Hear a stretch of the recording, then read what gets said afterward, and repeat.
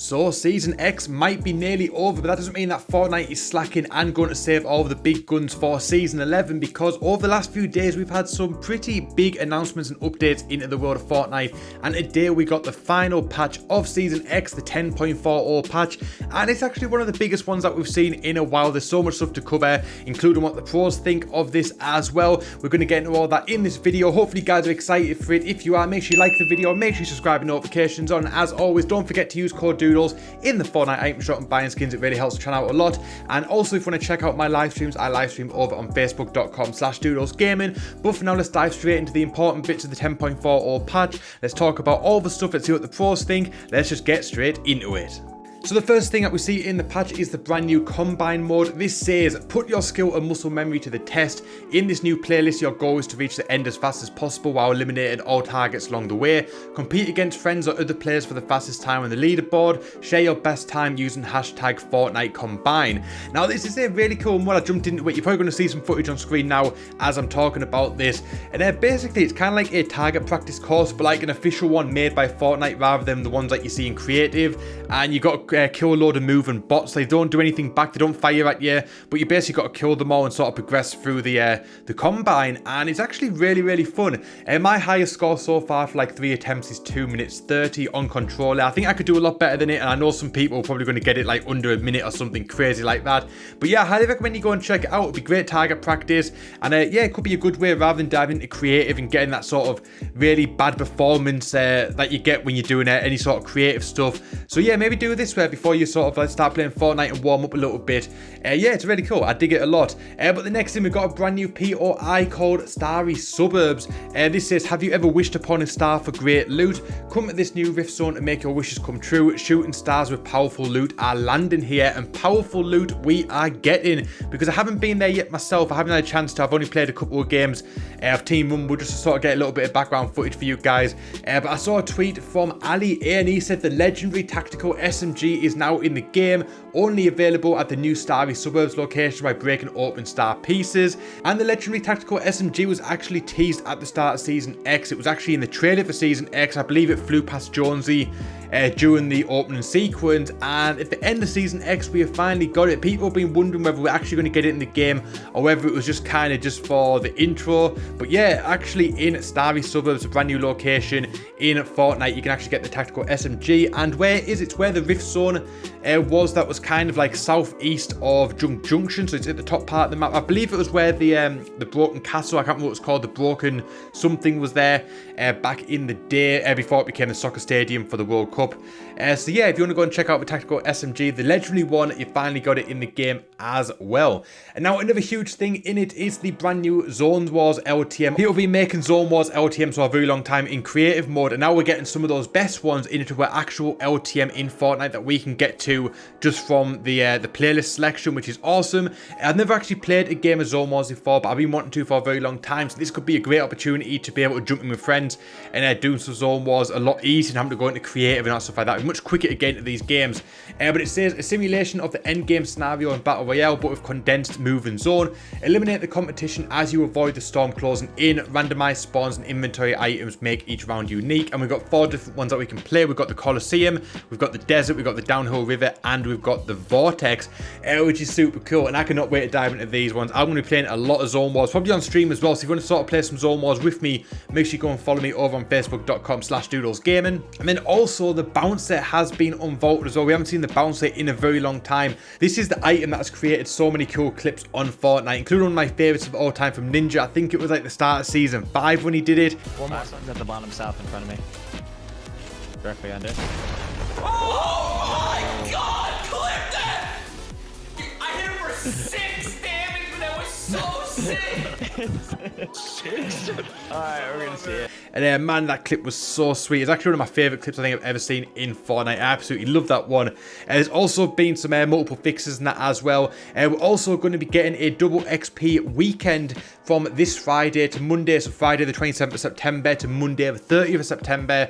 So if you haven't got a level 65 yet, you want to try and unlock all of the styles and stuff like that you're going to get from the season level items, then you've got a good opportunity to go and do that now with the double XP weekend. And also the big news as well, there's actually 3 big things we need to talk about right now. And the first one is the matchmaking. They've actually put it in the patch notes. It is actually apparently going to be in the game from today. It says, we've introduced improved matchmaking logic to all core modes. Players are now more likely to match with those of similar skill. As players get better, so should their opponents. We'll slowly roll this out to core modes in all regions as we test and monitor how it performs. And they actually made a blog post about this recently as well, which a lot of people have been talking about. I actually had a video on it, but I never got around to finishing editing it, so we'll sort of talk about it a little bit now. So basically from today, they're going to start introducing skill-based matchmaking, which basically means that if you're a low-skill player, you're more likely going to get paired up with people who are also low-skilled, and thus if you are a higher-skill player, you're going to get paired up with people who are higher skill. So some people are happy about this, some people aren't. I think most people that aren't happy about it are the higher-tier players, because they will only get paired up with higher-tier players, and obviously that means that they're less likely to get all these kills that they get. So I think that's generally why a lot of people are annoyed. I think they sort of don't want to be paired up against higher tier players because they're not going to be able to sort of like dominate in that. But I think that's a good thing for those higher tier players, because it's going to allow them to improve even more, because they're only going to go up against good players, much like Arena. But for us lower tier players, it's going to be obviously a little bit easier for us to get some kills, get some wins, and sort of like adapt to the game a little bit more. So yeah, that should be rolling out very, very soon, or from today, but it might take a little while to go across all regions. I don't know what regions it's in at the minute, but I'm sure we'll find out very, very soon. But also in that same blog post, it mentioned the bots. In Season 11, we're going to be getting bots in the game. They will behave similarly to normal players and will help provide a better path for players to grow in skill. Bots will work in conjunction with the new matchmaking system, and as your skill improves, you'll face fewer bots. Bots will not be present in competitive playlists. This is another system we'll continue to update and iterate. And now I actually put this out on a poll on my Facebook page to see whether people like the idea that bots are going to be in Fortnite from Season 11, and it was pretty damn close. It was like 48 to 52%.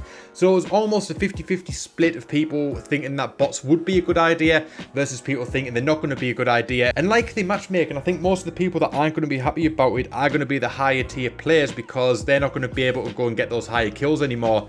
So I don't know. I'm not entirely sure how people feel about it or why people feel the way they do, but are you happy about it? Let me know in the comment section whether you think skill-based matchmaking and bots are a good addition to the game.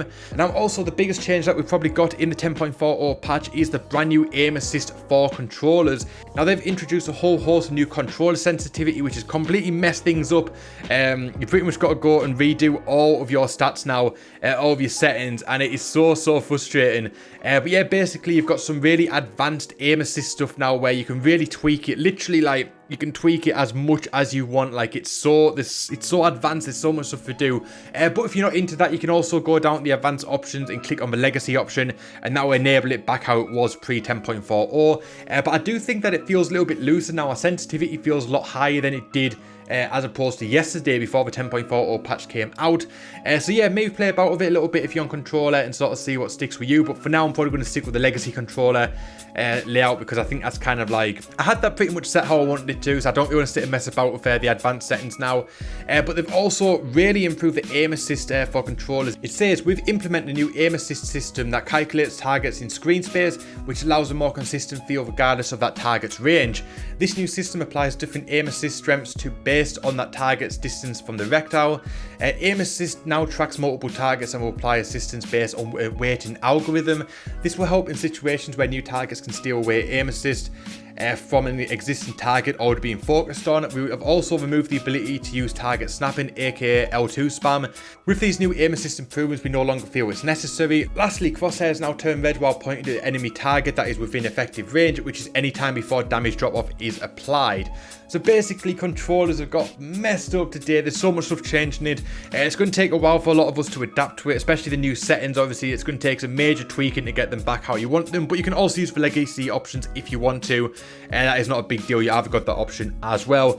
So yeah, this is a pretty damn big update today, and a lot of people have been talking about it as well. I've got some cool tweets to show you guys. First up, we've got this guy called Dylan on Ford on Twitter. He says, I sort of like this update, and he shows a video where someone is using a launch pad and he absolutely just lasers them out of the sky, and then Ninja quote tweets him and just says, dude. And it was also funny is the tweet directly below it on my timeline was actually from Ghost Enzo, and he says his new L2 buff making everywhere no fly zone, it's gonna haunt me. And that is literally like probably the biggest coincidence that those two tweets actually lined up together. And Enzo is so right. That definitely means that if you're good at aiming, then you're gonna be able to laser people out of the sky, no problem at all. And then also Ghost Enzo talked about the fact that aim assist has got such a huge buff, trying to make it a viable option against keyboard and mouse players. And he says the hard truth is controllers aren't meant to be as good as mouse and keyboard players in comp, or should ever be mixed for that matter. They have this insane aim assist to make up for the fact that they are playing on some sticks. This is no disrespect to the console players because y'all some beasts. Then he also says tournaments should have been separate from day one, which I do kind of agree on as well. And then also Mr. Savage said, what the F did I wake up to? And then Nick Mercs, one of the biggest controller players on Fortnite, probably put out the best tweet in regard to this situation. He said, keyboard players spend way too much time bitching about controller players, man. A few of us qualify for every major tournament. It ain't that serious, and if it was, you'd all be rocking controllers. Which in my opinion is very, very true. If the controllers were that OP, if they were that good compared to keyboard and mouse, then why do people play Fortnite on keyboard and mouse? Why does majority of the player base play it on keyboard and mouse, especially at the pro level? Why is it only a few pros actually use controllers? So I agree with Nick Mercs here. Controllers aren't as good as keyboard and mouse. Controllers have so little advantage over keyboard and mouse. So the aim assist is like one slight advantage that controller players have over PC players. But still, it's not even that great. If you can aim really well using a keyboard and mouse, then you can dominate controller players either way. And then just as I was editing this video, Ghost Issa put out a couple of tweets and said, I agree that aim assist is OP mid to close range with ARs and SMGs, but dude, 90% of these tweets are so cringe and pathetic. They see one clip where someone lasers a guy out of the sky and insta cries, like literally judge off of one clip. Like it's one kill, and even Ninja tweets it. I would gladly take 20 nerfs to my aim assist if I could have a scroll wheel reset. People don't know how aim assist works and where it matters in competitive games. It's actually so sad. I actually agree with this point as well. Keyboard and mouse have so many advantages over controller players, one of them being the scroll wheel reset, which Ghost Issa actually mentioned. But yeah, there's so many stuff that the keyboard and mouse players can do, or do much quicker than controller players ever can, that I would actually take some nerfs to the controller if we could get some of those advantages. If you're good at keyboard and mouse, you could dominate 90+% of all controller players out there. Like, it's only really a small percentage of controller players that are that good that they could evenly match against all of the top pros in Fortnite. So yeah, if you're good with keyboard and mouse, then you're actually gonna beat a lot of the controller players. All this stuff isn't really as big of a deal as a lot of you guys are making out. So it's been a bit of a controversial update. I think a lot of the things that have been updated are awesome. I'm not entirely sure how I feel about the aim assist yet and the new settings. I don't know. I have to maybe tweak them a little bit and then sort of get used to them, but I think the concept at least is very, very good. It's a step in the right direction for controller players to sort of at least have a chance when playing on PC. It seems like people are 50-50 about the matchmaking and the bots, and I think the Zone Wars edition and the Combine edition are absolutely amazing too, and I'm so glad that the bouncer's back because it's such a cool item as well. But let me know what you guys think of all of this in the comment section down below. Do you think this is a good update? Do you think the Zone Wars being added is good? What do you think of the Combine? What do you think of the new aim assist, the matchmaking, all that stuff? I'd love to know your thoughts down below. And if you enjoyed this video and you want to see more Fortnite news like this on the channel, make sure you give this video a big thumbs up, and if you're new around here, make sure you subscribe and notifications on. As always, don't forget to use code Doodles in the Fortnite item shop and buying skins. It really helps channel out a lot. There's been some cool music and emotes now today. We've got the Rage Quit emote, which is super cool. It's only 200 V-Bucks. I know a lot of you guys are going to be getting it, so if you do, make sure you're using code Doodles, help support the channel even further. And if you want to come hang out, watch me play Fortnite and play Fortnite with me, make sure you go and follow me over on facebook.com/Doodles Game. I'm going to be doing a lot of viewer squads. I've started doing viewer customs. I've started doing loads of cool stuff like that. So if you want to come and hang out and play with me, make sure you go and follow me on over there and check out my live streams. But on that note, that is the end of the video, guys. So my name is Doodles. I thank you so much for watching, and I'll see you guys next time.